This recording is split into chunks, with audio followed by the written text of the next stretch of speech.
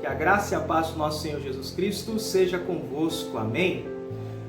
Obrigado por nos receber em sua casa. Obrigado por partilhar esse momento conosco de edificação, de comunhão. E nesta manhã nós queremos partilhar com você a parte 2 do episódio Seguindo para o Alvo da série Liderando uma Célula Saudável. Amém? Sejam todos bem-vindos à nossa escola bíblica online. Que você e a sua família sejam edificados e assim que possamos aprender para servir melhor. Amém? Vamos orar e vamos agradecer a Deus por esse tempo. Santo Deus, eterno Pai, louvado e engrandecido seja o Teu nome. Obrigado, Senhor, pela vida das famílias que nos receberam em suas casas neste momento, para esse momento de partilha, para esse momento, ó Deus, de aprendizado, ó Pai, da Tua parte. Obrigado, Senhor, por nos ensinar, por reforçar conceitos, por nos dar estratégias nesse tempo de pandemia. Pai, te peço que o Senhor continue, Pai, a livrar as famílias do mal, a proteger, Pai, desse vírus, e que o Senhor, Pai, seja glorificado em tudo. Que em nome de Jesus, Pai, a Tua boa mão continue, Pai, sobre cada um dos nossos irmãos e suas famílias.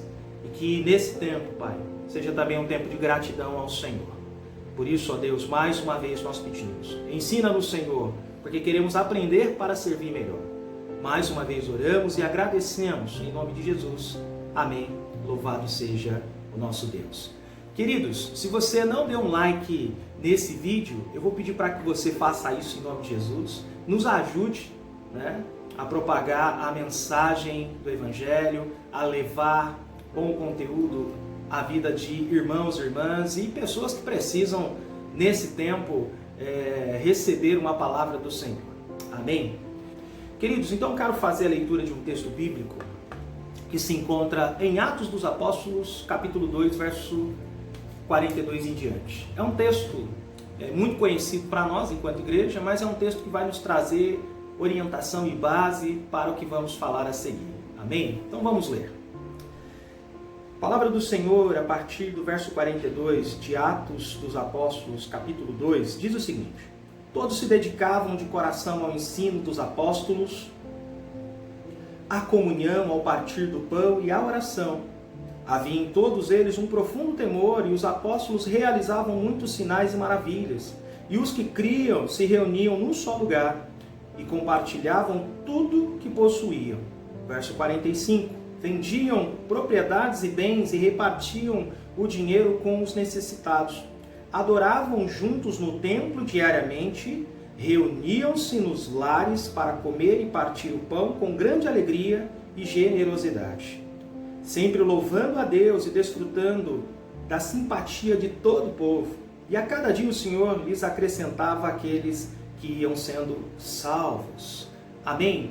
Aqui nós estamos diante do texto em que fala um pouco sobre a comunidade dos novos convertidos, ou seja, da igreja primitiva, e é o início do trabalho da igreja naquele século com os apóstolos. E é interessante notar nesse texto que nós vemos aqui que eles adoravam juntos no templo diariamente, verso 46, e reuniam-se nos lares para comer e partir o pão com grande alegria e generosidade. Amém?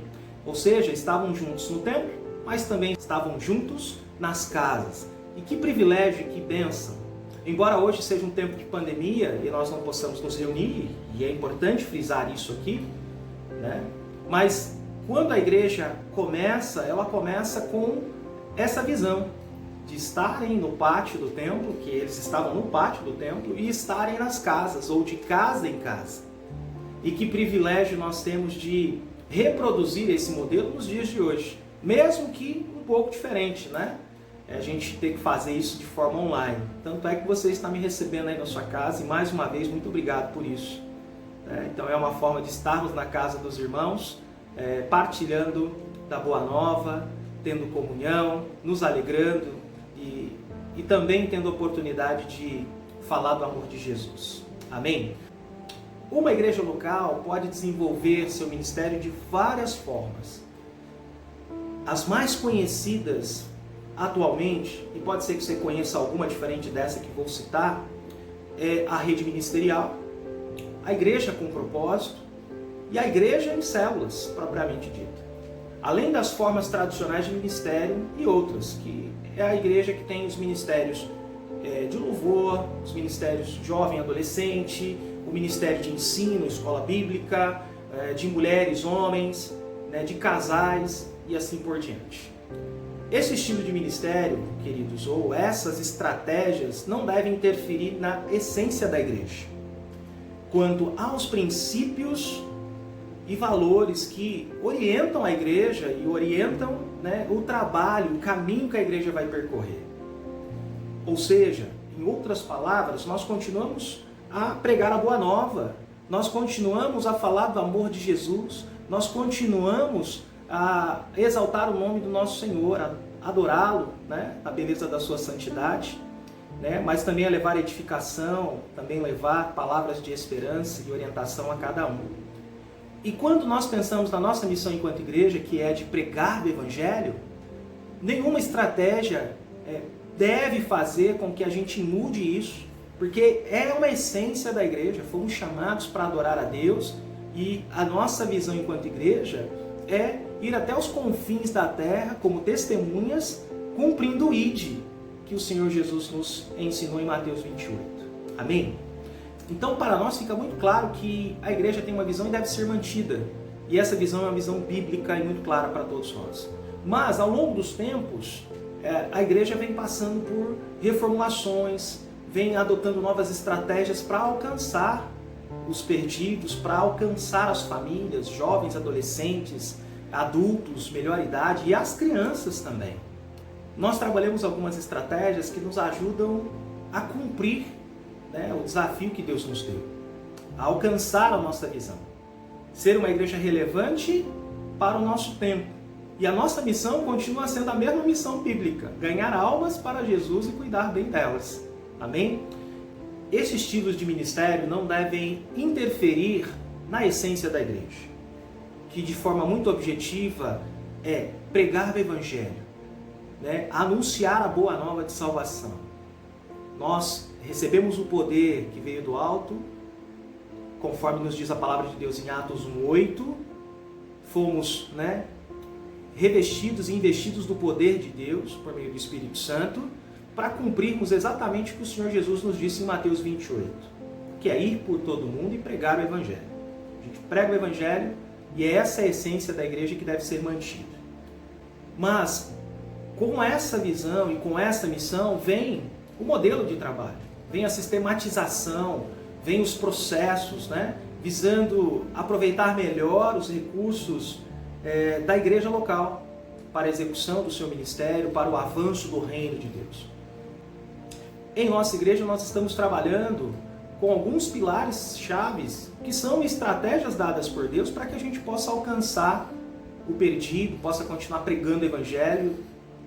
Um deles, por exemplo, é a ação social, por meio do projeto Amigos da Rua, que nos dá a oportunidade de adentrar comunidades carentes, E nós estamos dentro de um bairro carente, mas temos aí algumas áreas muito mais carentes dentro desse bairro, que nós temos a oportunidade de pregar o Evangelho, levar a cidadania, levar o amor, levar a graça de Deus principalmente. Mesmo fazendo ações sociais, a gente não perde o foco de que nós precisamos levar a boa nova, porque nós somos testemunhas onde quer que estejamos. Amém? Outro ponto importante é que quando nós pensamos em revitalização, por exemplo, em 2021, nós estamos pensando em novas estratégias ou mudar algumas coisas para que a gente possa continuar avançando. Então, o fato de nós termos alguns pilares que nos ajudam na realização do trabalho não pode, de maneira alguma, interferir na missão ou na essência da igreja. Ela existe para pregar o Evangelho, ela existe para levar a boa nova de salvação aos perdidos, seja por qual estratégia a gente definir, ok? As células não são uma invenção moderna, não é uma estratégia que começou ontem ou hoje. As células constituem uma ferramenta extremamente importante desde o primeiro século. No texto que nós lemos de Atos capítulo 2, verso 42 em diante, nós vemos no verso 46 eles se reunirem nas casas. Então vem desde o início da igreja essa estratégia de estarmos juntos para partir o pão, as orações. E aí o partir o pão é ajudarmos uns aos outros. E como podemos ajudar se nós não conhecemos as pessoas, se nós não temos pessoalidade, se não desenvolvemos relacionamento? Então a célula nos traz essa oportunidade porque é um ambiente informal, mas é um ambiente informal cheio da graça de Deus, da presença de Deus, que nos ajuda a pregar o Evangelho, nos ajuda a cuidar melhor uns dos outros, a orarmos uns pelos outros, a termos comunhão e a aprendermos da palavra de Deus juntos, num grupo menor, onde a gente tem condição de expor as nossas opiniões, de dar o nosso testemunho e permitir que a palavra de Deus nos oriente. Amém? Ao olharmos para a igreja neotestamentária, ou seja, a igreja do Novo Testamento, vemos que as reuniões nas casas, queridos, eram essenciais para o cumprimento da missão. Tais reuniões não eram meros encontros amigáveis, mas sim uma estratégia eficiente para a pregação do Evangelho e para o pastoreio mútuo, ou seja, para o cuidado.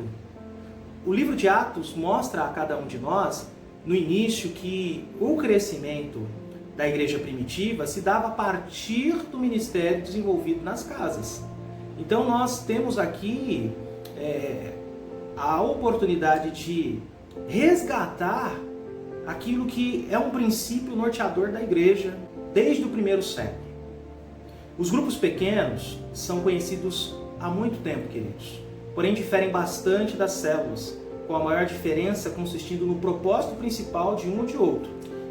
É importante você prestar atenção nisso. Enquanto nos grupos pequenos a ênfase está no estudo bíblico e na comunhão, nas células o foco principal é o evangelismo, que deixa de ser um programa da igreja para tornar-se um estilo de vida de cada membro. Ou seja, nós temos a oportunidade de evangelizar as pessoas, temos a oportunidade de falar do amor de Deus, né? De testemunhar o que Deus fez nas nossas vidas e tem feito na vida da nossa igreja. Amém? Então, é importante nós entendermos essa diferença. Algumas vezes nós primamos também em pensar no culto doméstico, que não deixa de ser essa reunião de um pequeno grupo, que tem a ênfase, né, no estudo bíblico, na comunhão, naquele momento de recepção, da gente estar ali junto, partilhando, né, da refeição, enfim. Mas quando a gente pensa em célula, e aí eu, particularmente como pastor da nossa amada igreja, penso que nós estamos dentro de um pequeno grupo mais avançado, ou seja, temos a oportunidade de estudar biblicamente, de ter comunhão, mas de evangelizar. Nós precisamos juntar essas coisas todas. Então não é problema eu chamar o pequeno grupo, por exemplo, de culto nos lares, desde que eu tenha em mente que a estratégia é o ensino da palavra, a comunhão e também a evangelização. Amém? Podemos dizer que as células são as comunidades cristãs de base, ou seja, temos os pequenos grupos, as células, né? E que nós chamamos aqui de amor e cuidado, justamente com essa visão, com essa ideia de que nós precisamos estudar a Bíblia, precisamos aprender mais do Senhor, precisamos nos alimentar, precisamos orar uns pelos outros, temos a comunhão, a adoração, mas nós temos também a evangelização, que não pode fugir, porque é base, é a missão da igreja. E nós, enquanto célula, ou qualquer outro ministério, trabalho que nós façamos na igreja, precisa ter essa essência, né? Então nós precisamos entender que a essência é essa. Mesmo que eu esteja lá para ser edificado, mesmo que eu esteja lá para orar, mesmo que eu esteja lá para comer, né? Para bater um bom papo, eu preciso entender que como cristão eu fui chamado para evangelizar. E eis uma grande oportunidade, porque a célula está dentro de um ambiente informal, está dentro da tua casa, com líderes preparados pelo Senhor, né? Que dentro da sua humildade, da sua simplicidade, vão conduzir o trabalho de acordo com a vontade de Deus e da estratégia estabelecida pela igreja. Amém? Então podemos dizer que as células são a comunidade cristã de base. De modo similar ao que ensina-se em biologia, as células devidamente agrupadas formam todas as estruturas do corpo humano. Assim também a igreja é formada pelas células, que não são apenas partes da igreja local. E assim, estruturas que compõem o corpo de Cristo, é nelas que ocorre o desenvolvimento e a aplicação dos dons individuais, tendo em vista o aperfeiçoamento dos santos para exercício do ministério, para edificação do corpo de Cristo, como nos diz o apóstolo Paulo em Efésios capítulo 4, verso 12. É nas células que se dá também o pastoreio mútuo, ou seja, o cuidado mútuo, né? Eu cuido de você, eu cuido de você, você cuida de mim, e assim nós vamos cuidando uns dos outros. O cuidado uns para com os outros, a fim de que possamos realmente experimentar o sentimento de família cristã. Nós nos chamamos família IBSI, amém? E nos chamamos com razão, porque o nosso desejo é continuar cuidando e cuidar cada vez melhor uns dos outros. Ou seja, tendo em vista o aperfeiçoamento dos santos para o exercício do ministério, para a edificação do corpo de Cristo. Amém? Bom, mas é importante também trazermos aí algumas bases fundamentais para essa estratégia. Como já dissemos, podemos encontrar a base para as células no estilo de vida da igreja, logo no seu período inicial, como falamos aqui. Quando olhamos para o momento em que a igreja do Senhor Jesus vivia, no capítulo 2 de Atos, podemos notar que ela era capaz de algumas coisas. Vamos ver quais são. Resistir às perseguições. Pode-se afirmar, em seu começo, o cristianismo foi considerado uma seita dentro do judaísmo. E por ser tido como grupo dissidente, sofreu terríveis perseguições em que muitos cristãos foram mortos por confessarem sua fé em Jesus. Também, queridos, de penetrar no mundo, ou de penetrar no mundo, ou de adentrar o mundo, apesar de toda a pressão sofrida, a igreja do Senhor não parava com a obra da pregação. Ao contrário, conforme foi ganhando coragem e capacitação do Espírito Santo, missionários começaram a ser enviados para além das fronteiras de Jerusalém. Era o início da expansão do cristianismo. Também de equipar os santos, conscientes da obra que tinham para realizar os cristãos daquele momento, equipavam-se mutuamente a partir dos seus líderes, os apóstolos que plantavam igrejas e treinavam novos líderes com muita eficiência. Também tinham um propósito de mudar a sociedade. Eram capazes de mudar a sociedade no seu entorno, ou aonde eles estavam vivendo propriamente dito. Ao passo que a igreja desempenhava o seu papel transformador na vida daqueles que iam sendo salvos, os valores do reino de Deus eram implantados em meio à sociedade, não através de grandes estratégias de marketing, muito pelo contrário, mas a partir de vidas transformadas que passavam a fazer a diferença onde estivessem. Também adoravam a Deus. E esta igreja crescia numericamente todos os dias, pois caía na graça do povo, conforme Atos nos descreve no capítulo 2. Crescia também em adoração a Deus, de tal forma que a cada dia os sinais e prodígios iam sendo realizados através dos apóstolos, como prova do poder de Deus que estava sobre eles. Este poder, queridos, era a consequência de uma vida de adoração verdadeira, que buscava fielmente conhecer e cumprir a palavra de Deus a eles transmitidas. Ou seja, eles buscavam a santidade, buscavam a adoração. Em outras palavras, eles cumpriam fielmente a palavra de Deus. Edificar a si mesmo. Este movimento todo redundava na edificação da própria igreja, como membros do corpo. Cada um deles cooperava mutuamente, aplicando os dons e talentos a serviço dos irmãos, para que todos fossem igualmente edificados e confirmados a cada dia como servos do Senhor. Amém? Também tinha aqui o propósito de treinar líderes. Desde o seu início, podemos ver uma igreja preocupada com a multiplicação da liderança. Eles entendiam que, a fim de poderem alcançar os confins da terra, como no recebimento do poder do Espírito Santo, em Atos 1:8, para serem testemunhas em qualquer lugar, eles entendiam isso, deveriam treinar novos líderes para darem continuidade ao trabalho. Mas como isso era possível para uma igreja tão nova? sem nenhuma estrutura que lhe desse o apoio necessário. Provavelmente com recursos limitados e mesmo assim fazendo tanto. Eis a pergunta para respondermos. E existem aqui dois fatores importantíssimos que garantiam àquele povo tal capacidade de trabalho. Então vamos lá e grave bem isso. A presença de Cristo, para eles a presença de Cristo não era apenas retórica, não era apenas fala, mas sim uma comunhão diária com o Senhor e uma dependência completa do poder do Espírito Santo na vida de cada um deles. A mensagem e o desafio de Cristo eram bem claros em seus corações. E aí, queridos, aqui a gente volta ao que Mateus 28, verso 20 diz. Portanto, ide e fazei discípulos de todos os povos, batizando-os em nome do Pai, do Filho e do Espírito Santo, ensinando-os a guardar todas as coisas que eu vos tenho mandado. E certamente estou convosco, ou estarei convosco, todos os dias, até a consumação dos séculos. Era nessa promessa desafiadora de Cristo que eles confiavam. A partir dela, sabiam da presença diária do Senhor, da igreja com eles. Lançavam-se ao ministério com todo amor e fervor, crendo que a vitória já lhes estava assegurada.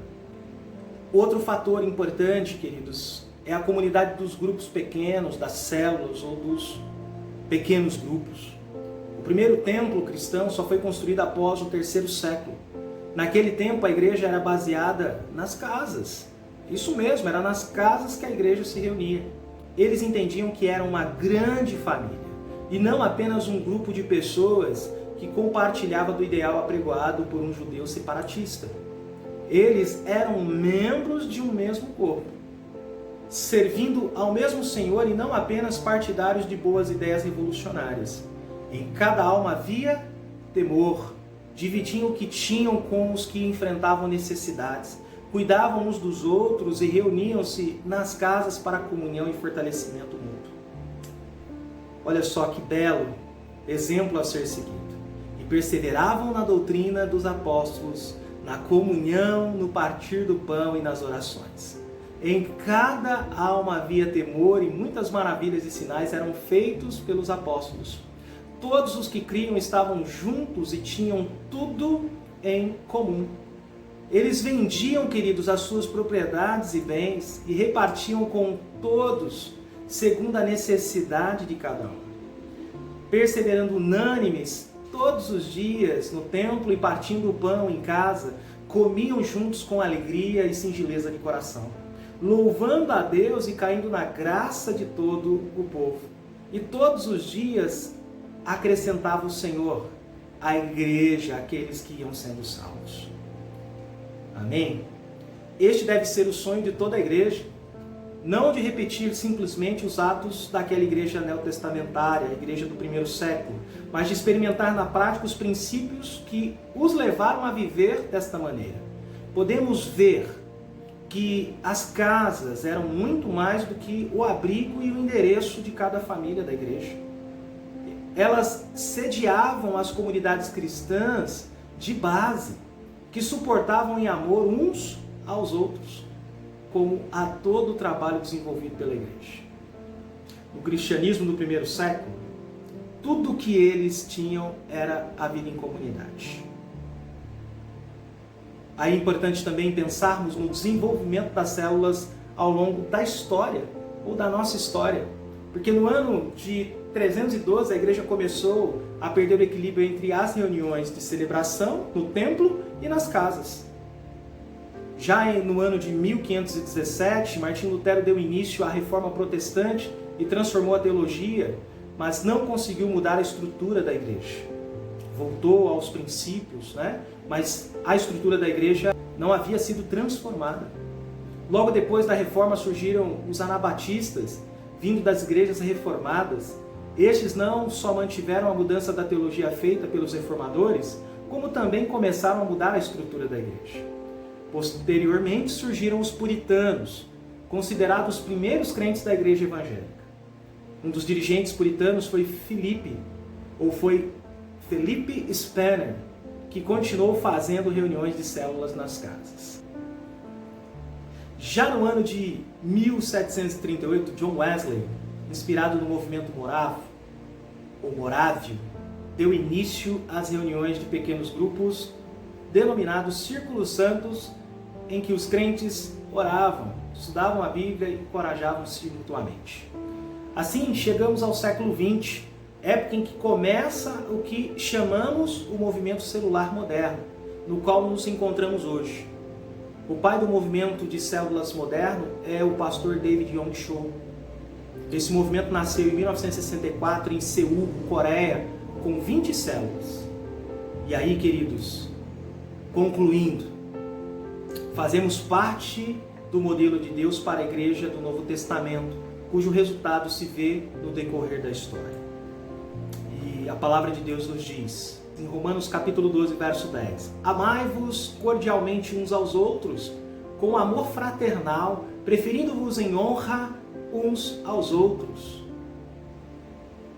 purificando as vossas almas pelo Espírito na obediência à verdade, para o amor fraternal, não fingido.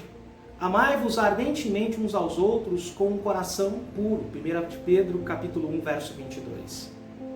Pois bem, queridos, aqui nessa conclusão podemos nos perguntar, células? Para quê? E por quê? As células conduzem as pessoas a um compromisso real com o Senhor Jesus Cristo. E de uns para com os outros. Esta estratégia leva à permanência dos crentes na igreja e promove um crescimento espiritual nos novos membros. Essa estratégia leva à permanência das pessoas na igreja e promove um crescimento espiritual nos novos membros, bem como um crescimento numérico sustentável, evitando a evasão e fechando a porta dos fundos, para que as pessoas conheçam a Deus e tenham intimidade com Ele. A comunhão fortalece o corpo de Cristo e traz a unidade do Espírito para dentro, conforme vemos no livro de Atos e de Efésios. Esta comunhão tem motivo duplo: ajudar e ser ajudado, edificar e ser edificado. No grupo há crescimento espiritual, aprendizado prático e comunhão em amor. No Novo Testamento, as palavras proferidas pelo apóstolo Paulo, apóstolo Pedro e apóstolo João, respectivamente em Romanos 12, 10, 1 Pedro 1, 22 e 1 João capítulo 3, verso 23, traz a expressão uns aos outros.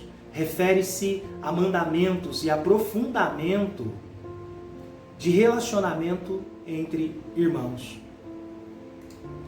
Isso se torna possível quando a família da fé se aproxima e caminha em comunhão, como os crentes da igreja primitiva. À medida que a igreja cresce numericamente, Deus abençoa o seu corpo com os diferentes dons, utilizando-os na sua edificação. Através das células, todos poderão exercer os seus dons e os relacionamentos vão se estreitar, vão se desenvolver, criando um clima de apoio e ajuda mútua. O impacto da igreja grande e cheia do Espírito Santo impressiona, mas o cuidado pastoral se tornará muito mais eficaz no relacionamento desenvolvido nas células. Queremos que cada membro seja pastoreado, cuidado e amparado. E isso só se materializa nas células. Imagine você, um grupo de 100 pessoas. Não é fácil para qualquer líder cuidar dessas 100 pessoas. Mas se torna viável quando se há o trabalho em grupos. Porque cada um de nós assume a responsabilidade de uns aos outros. Então, a célula é importante para isso. E a célula é importante para mim e para você. Então, quando tudo isso passar e pudermos nos reunir em nossas casas, que você participe. Mas se houver oportunidade dentro da estratégia de você participar, mesmo que seja online, não perca a oportunidade. Permita que Deus fale ao seu coração e que isso seja desenvolvido, mesmo que de maneira online, tá bom? Queremos que cada membro seja cuidado e amparado. E isso só se materializará nas células. É humanamente impossível cuidar de todo mundo. Mas, quando entendemos o nosso papel e a estratégia que Deus nos deu, pela graça do Senhor, crescemos. Assim, as células foram criadas para desenvolver o espírito comunitário, nutrindo seus membros, capacitando-os a serem testemunhas do Evangelho e do poder de Deus, para que seus membros se tornem íntimos, ajudando-se mutuamente, praticando o amor e o serviço, aprendendo a orar, perdoar, amar o próximo, compartilhar a fé e as necessidades, enxergar as necessidades do irmão e exercitar os dons espirituais, para que seus membros sejam levados ao treinamento de liderança, multiplicando as células, para desenvolver a visão de ministério, para o serviço, cuidado, para a comunhão, assim como o evangelismo e também o discipulado. Pois bem, estamos chegando ao final, e aí eu queria aqui, dentro da minha conclusão, dizer para você o quão importante é o trabalho celular no cuidado, na ajuda mútua, no relacionamento entre os irmãos. É muito importante, e é uma estratégia que Deus nos deu. Então nós hoje estamos vivendo esse momento. Enfim, a pandemia veio, paramos um pouco aí o trabalho nos lares, preservando uns aos outros, extremamente importante e prudente fazer isso. E agora nós estamos retomando já numa nova estratégia também, que é a célula online.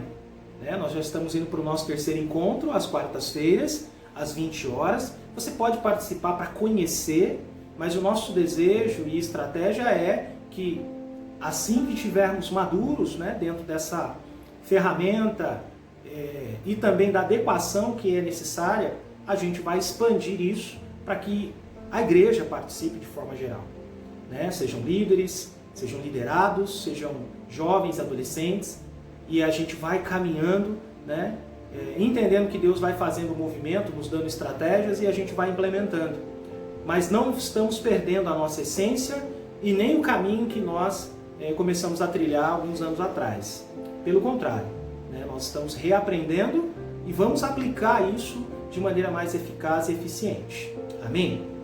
Outra coisa importante, nós já temos um grupo de discipulado acontecendo, que é com a irmã Laís. A irmã Márcia dá um suporte dentro desse grupo, com algumas jovens e adolescentes, trabalhando aí também o discipulado, e o discipulado trabalhando aí o discipulado mútuo.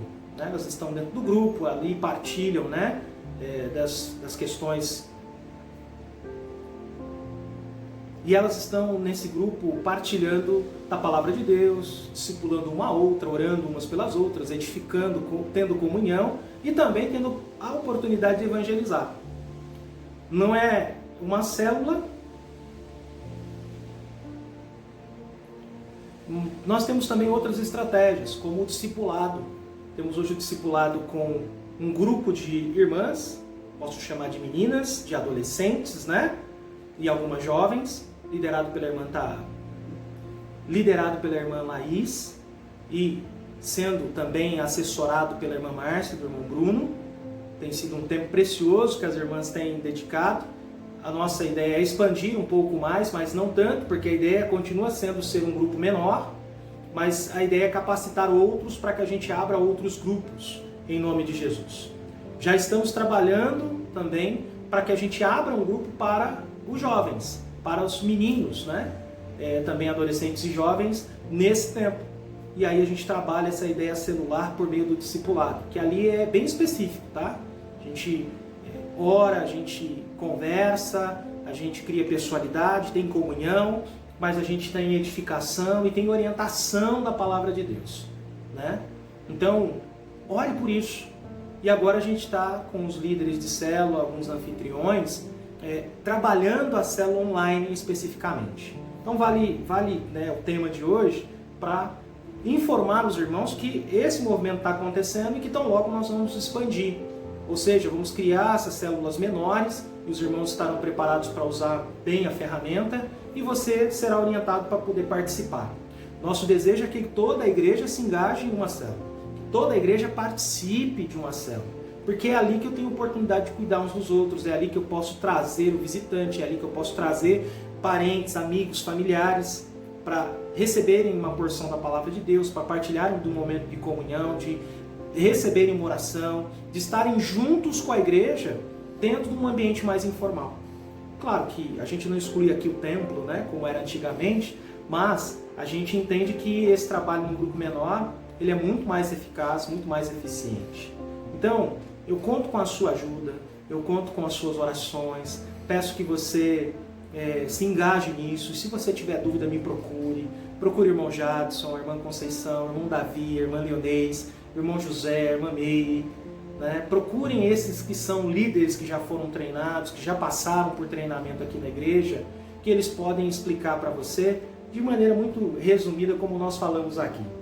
Nosso desejo é que todos sejam edificados, todos tenham comunhão, que todos evangelizem, que todos entendam que a essência da igreja é pregar a boa nova.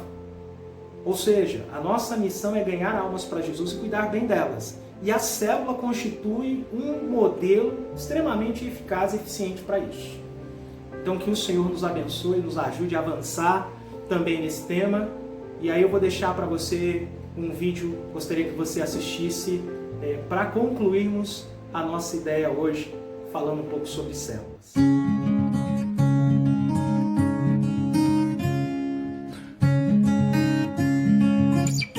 Cozinha é um lugar muito especial na vida das famílias, porque muitas vezes é ali no calor da cozinha que a gente consegue conversar sobre coisas muito íntimas. Muitas vezes é na cozinha que pai, mãe e filhos conseguem conversar e descobrir verdades que fazem toda a diferença na história dos filhos e na história da família. Queria bater um papo com você sobre vida discipular e como essa história pode mudar a história da sua vida.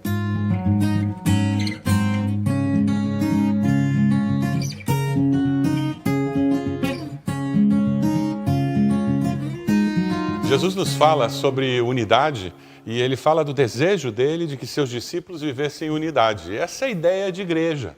Igreja é formada de discípulos que descobriram a diferença entre união e unidade. Quando nós vemos um saco de batatas e vemos purê, nós começamos a entender o que Jesus tinha em mente quando ele fala sobre união e unidade. Ele diz: eu quero que os meus discípulos sejam um, para que todos creiam. Quando nós pensamos na necessidade de nós vivermos como discípulos que convivem uns com os outros, quando nós descobrimos a essência da vida discipular, aí fica mais fácil conviver como discípulos. Na vida discipular, você descobre que não basta estar juntos. E o que acontece normalmente com o saco de batatas é isso. Batatas que estão unidas dentro do saco, mas elas continuam separadas. Elas são batatas. Elas não descobriram a força da unidade. Elas estão simplesmente reunidas num saco de batata. Nós vamos falar um pouco aqui sobre o que significa ser transformado por Jesus de um saco de batatas num purê. Você pega a panela e você pode dizer que a panela é o pequeno grupo. E nesse pequeno grupo você coloca discípulos. E os discípulos estão ali. E eles convivem nesse pequeno grupo. É possível eu ter uma união de discípulos sem que eles experimentem aquela unidade que todos nós desejamos ter, que nós lemos lá no livro de Atos, na igreja primitiva. E sabe, esse pequeno grupo precisa experimentar a imersão na palavra de Deus. A água que vai nos ajudar a fazer o pirê pode ser comparada com a palavra de Deus, que é tão necessária para que esses discípulos possam amolecer, possam ser preparados para ser transformados num pirê. Depois que nós colocamos as batatas na panela, elas estão no pequeno grupo. Depois que nós acrescentamos a água, elas estão imersas na palavra de Deus. Elas precisam do fogo para que elas possam cozinhar, amolecer. É onde a intercessão, a presença do fogo do Espírito Santo no coração das pessoas e no grupo, promove o ambiente para que a obra de Deus aconteça naquele grupo e que a verdadeira união de espírito aconteça entre as pessoas. É só aí que a vida discipular de fato começa a se manifestar como algo sobrenatural.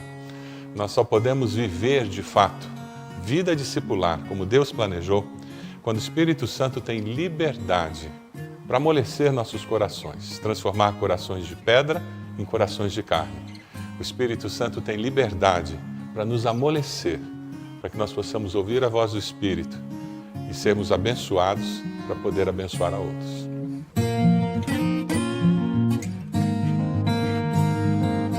É interessante porque quando nós experimentamos essa mutualidade da vida do discípulo que quer abençoar outros, nós começamos a experimentar o que acontece na arte de fazer um purê. Você colocou a batata na panela, ela foi aquecida pelo fogo, e aquele fogo da intercessão vai amolecendo o coração. E sabe o que acontece? Você começa todo um exercício de tirar aquelas cascas, as máscaras vão caindo, nós vamos descobrindo quem nós somos, nos deixamos conhecer, e é essa obra que Deus vai fazendo. Deus vai nos libertando e nós vamos sendo autênticos, genuínos. Deus vai nos ajudando a mostrar quem nós somos e nós somos aceitos. Só que tem algumas feridas, e é interessante porque essas feridas demoram mais a sair. E são aqueles olhos da batata que tem que fazer um pouco mais de força para tirar. Mas eles saem, porque existe cura. O Espírito Santo de Deus nos ajuda a ser curados. E na mutualidade, na vivência, nesse processo de nos transformar em purê, em experimentar unidade, existe cura de Deus. Existe cura porque nós estamos cuidando uns dos outros. Existe cura porque nós estamos exortando uns aos outros. Existe cura porque nós estamos ensinando uns aos outros. A mutualidade é esse exercício da unidade do corpo, em que nós vivemos corpo de Cristo. Certamente, quando você tem panela, água, fogo, você experimenta aquele processo de tirar as cascas, você vê crescimento. E a vida discipular pode ser muito bem ilustrada por tudo isso. Mas existe um processo final, que é quando você abre a sua casa para receber pessoas que vão experimentar toda essa vivência discipular. É quando você se encontra com seu discipulador e você percebe que ele está investindo na sua vida. Quando você se encontra com seu discípulo e você investe vida na vida. E você percebe que Deus está agindo através da sua vida e está surgindo uma nova forma de ser. A vida discipular, ela produz isso. Da antiga forma, surge uma nova forma de ser, que tem a ver com o agir de Deus. Foi isso que aconteceu lá na igreja primitiva. Quando você vê Atos 2, eles se encontravam todos os dias. Eles tinham alegria de estar juntos. Eles perseveravam na doutrina, eles perseveravam fazendo as refeições juntos, eles conviviam. E o que aconteceu é que o mundo da época foi impactado pelo agir de Deus na vida daqueles cristãos. O desejo de Deus hoje em dia não é diferente. Ele quer agir através da minha vida, da sua vida. Ele quer agir através da vida do seu pequeno grupo, através da vida do seu discípulo. O nosso desafio é que a sua vida, a minha vida, a vida do seu discípulo, a vida do seu pequeno grupo, tem um impacto tremendo, transformando a nossa sociedade. E nós chegamos aqui, o purê está pronto. E esse é o desejo de Deus, que nós, na vivência como discípulo, discipulador, que na vivência do pequeno grupo, nós nos transformemos no purê, nós temos a experiência da unidade verdadeira, aquele plano que Deus tem para todos os seus discípulos, para a sua igreja. Jesus, lá em João, capítulo 17, ele nos fala sobre isso. Ele mostra de uma maneira muito clara que ele deseja que os seus discípulos sejam levados à plena unidade, para que o mundo saiba que tu me enviaste e os amaste como igualmente me amaste. Esse é o desejo do Senhor. Esse é o meu desejo. Eu quero que você também possa experimentar plenamente o que significa ser discípulo de Jesus. Você está disposto a viver a vida discipular como o Senhor planejou? Que Deus o abençoe e que você possa viver como discípulo de Jesus a cada dia da sua vida.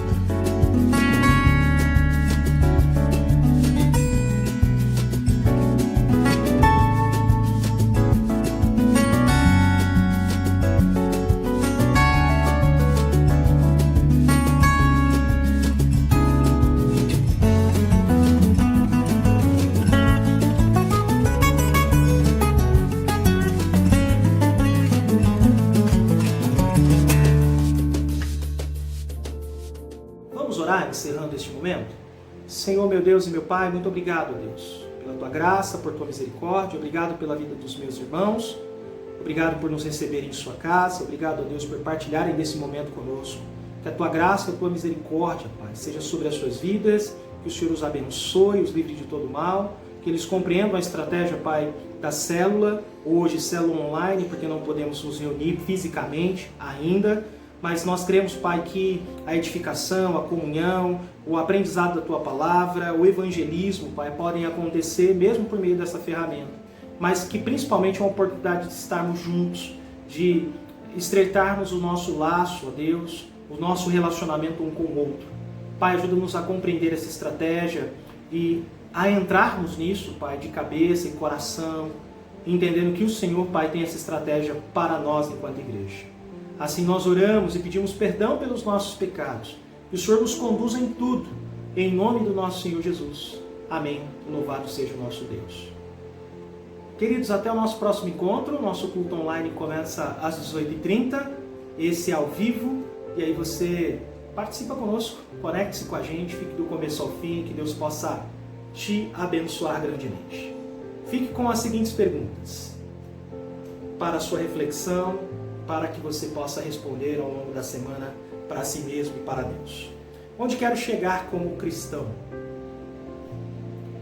Também, quais as motivações que me encorajam a ser um cristão? Minhas motivações estão corretas segundo a palavra de Deus? E por que devo participar de uma célula?